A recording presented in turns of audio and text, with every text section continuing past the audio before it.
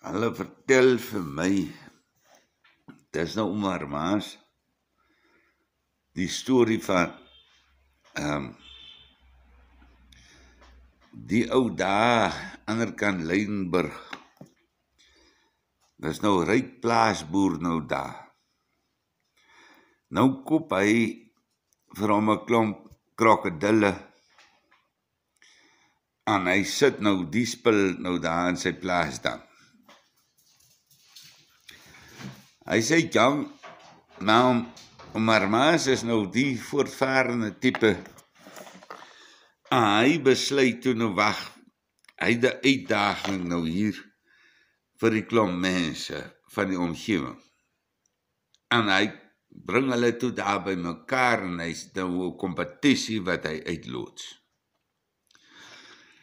En hy draai om en hy sê maar, die manne wat nou daar kom, wat nou deur hierdie plaasdam kan swem, waar hy nou die krokodille ingesit het, hulle kan nou een van twee goed kry, of drie goed eintlik nou, kan hulle nou kry, is nou of sy plaas, en die is nou 'n voorware groot plaas en 'n boer, 'n spogplaas affære.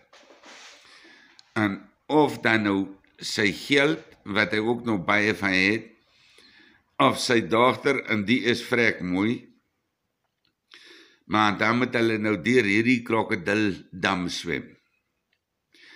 Hy sê, ja, en daar kom staan hierdie klomp mense nou regtig, en hulle kom, hierdie manne is vroegmôre daar, en hulle staan nou daai wal van die dam nou vol. En laat hulle hom nou so vol staan, en laat hom Marmaas nog so aan die praat is, die volgende oomblik, toe staan Van der Merwe daar die kant van die dam, toe hy dwars deur geswem, sopnat en al die klas van goeders. En om Marmaas gil nou van hierdie kant af en hy sê, Van der Merwe, soek jy my plaas? En Van der Merwe sê nee. Hy sê, Van der Merwe, soek jy my geld? En Van der Merwe sê nee.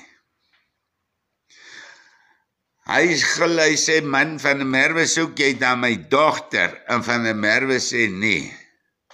En om Marmaas sê, maar Van der Merwe, wat die donder soek jy dan?